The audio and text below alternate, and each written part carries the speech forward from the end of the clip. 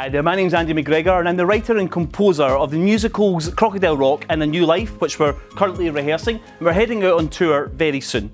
I just want to take a few moments to talk to you about composing new musicals and how to get started, or at least how I start. First thing I do is find something I want to write about. It could be an original story, an adaptation, a real life event, whatever it is, just make sure you have permission to tell the story before you begin. The way I like to work is I like to get a general idea for a story, and I usually have an image in my head as well that influences me. So for example, in Crocodile Rock, I had the idea of an outsider in small town Scotland, and the image in my head was of a drag queen walking through the streets of Millport. And for A New Life, the story that I wanted to tell was about motherhood and the effects of having a baby on two adults. And the image I had in my head, which was quite upsetting, was of a full-sized adult actor being born. So once I had my idea and the image, I then write out in prose what the story is. So just like a novel, and it's kind of once upon a time kind of stuff, like a fairy tale.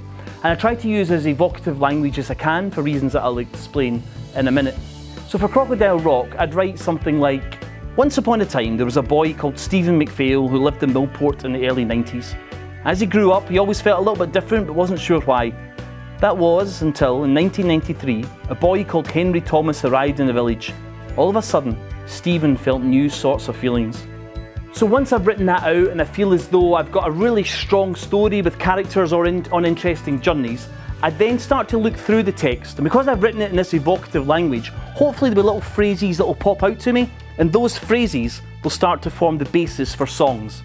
So let's take that short little paragraph that I wrote before. So Henry Thomas arriving in the village is definitely a song, and Henry Thomas sounds like a good name to a song to me. Oh Henry Thomas, that's who I wanted to be. And also I had the phrase new sort of feelings. So that's jumping out at me as a really strong song title, and I'll start to develop that into something. I noticed I was feeling a new sort of feeling.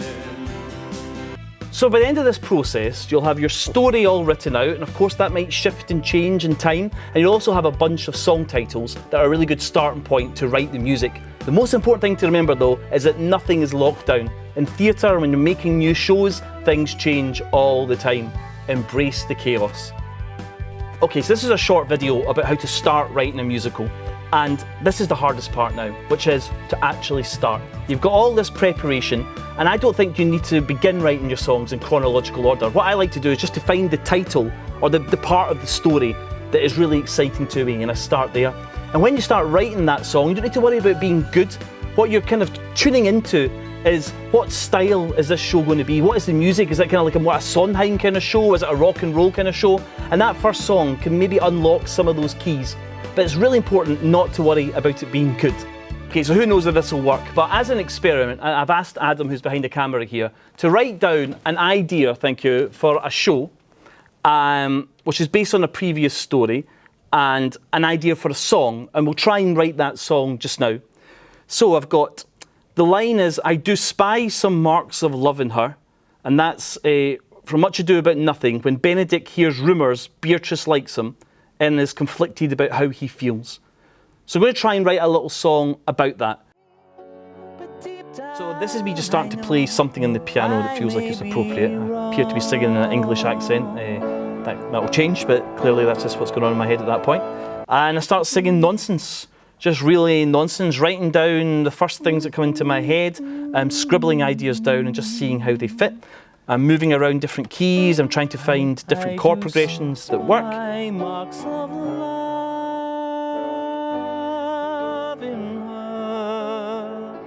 But it's all about storytelling here. I'm thinking about the structure of the song.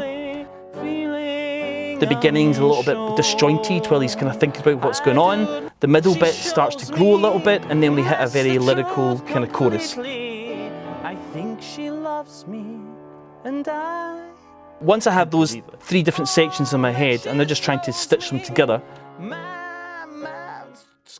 doesn't really matter what key I'm singing in, if I'm singing too high or too low, that'll all be fixed later.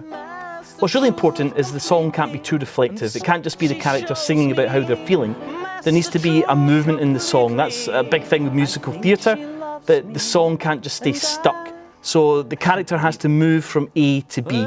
So in this song, the beginning is, are they taking the mick out of me, the people that said the things that they were saying about Beatrice?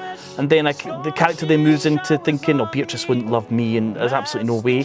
And then the chorus is a kind of discovery for the character that actually they do love Beatrice. And just at the last minute, I had the last line was, but I love her, and I changed it to, but I think I love her. And I think that's more interesting and will be more in keeping with the story. Okay, so that's me got my basic kind of ideas down, and as I say, this is a starting point. This is all about just getting started. So here's what we've come up with just in the last, whatever it was, 20 minutes or so.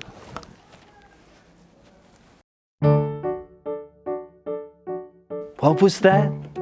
What did I hear? Were they being more than truthful? Surely not. But they were clear.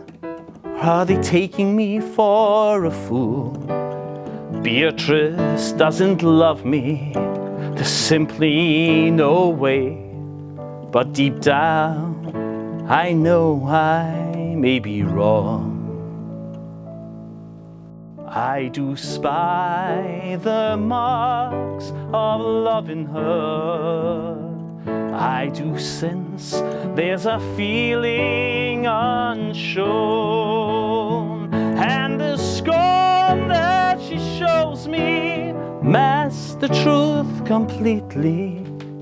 I think she loves me, and I can't believe I'm saying this, but I think I love her.